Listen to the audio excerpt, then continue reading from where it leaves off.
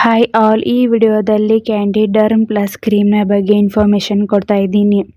ಈ ಕ್ರೀಮ್ನ ಏಕೆ ಯೂಸ್ ಮಾಡ್ತಾರೆ ಅಂದರೆ ಸ್ಕಿನ್ ಇನ್ಫೆಕ್ಷನ್ಗೆ ಬಳಸುತ್ತಾರೆ. ಅಂದರೆ ಬ್ಯಾಕ್ಟೀರಿಯಾದಿಂದ ಬಂದಿರುವಂಥ ಶಿಲೀಂಧ್ರ ಸೋಂಕಿಗೆ ಈ ಕ್ರೀಮ್ನ ಬಳಸುತ್ತಾರೆ ಮತ್ತು ಇದು ಹೆಚ್ಚಾಗಿ ಕಾಲು ಬೆರಳುಗಳ ಮಧ್ಯದಲ್ಲಿ ಮತ್ತು ಒಳತೊಡೆಗಳ ಮಧ್ಯದಲ್ಲಿ ಹೆಚ್ಚಾಗಿ ಕಾಣಿಸಿಕೊಳ್ಳುತ್ತದೆ.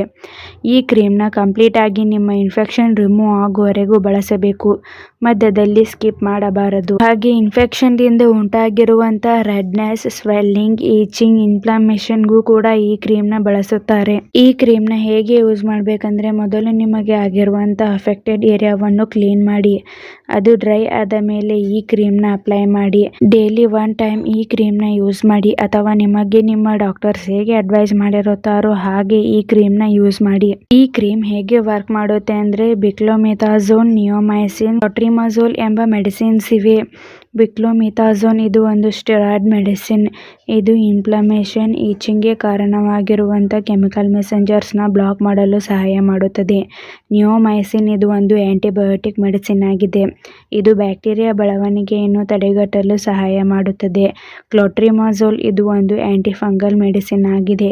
ಇದು ಫಂಗಿ ಗ್ರೋತ್ನ ತಡೆಗಟ್ಟಲು ಸಹಾಯ ಮಾಡುತ್ತದೆ. ಈ ಕ್ರೀಮ್ನ side effects itching, burning, redness, swelling ಹೀಗೆ ಮೈನರ್ ಸೈಡ್ ಎಫೆಕ್ಟ್ಸ್ ಆಗುತ್ತದೆ.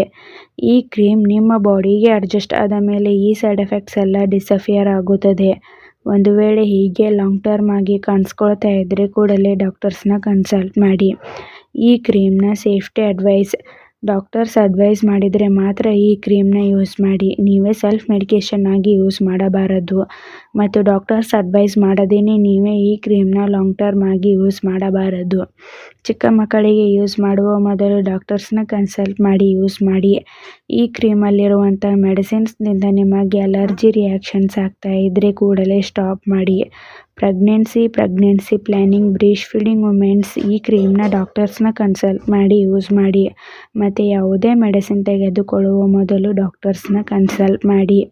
ಈ ವಿಡಿಯೋ ನಿಮಗೆ ಇಷ್ಟ ಆಗಿದ್ದರೆ ಲೈಕ್ ಮಾಡಿ, ಕಮೆಂಟ್ ಮಾಡಿ, ಶೇರ್ ಮಾಡಿ. Thank you.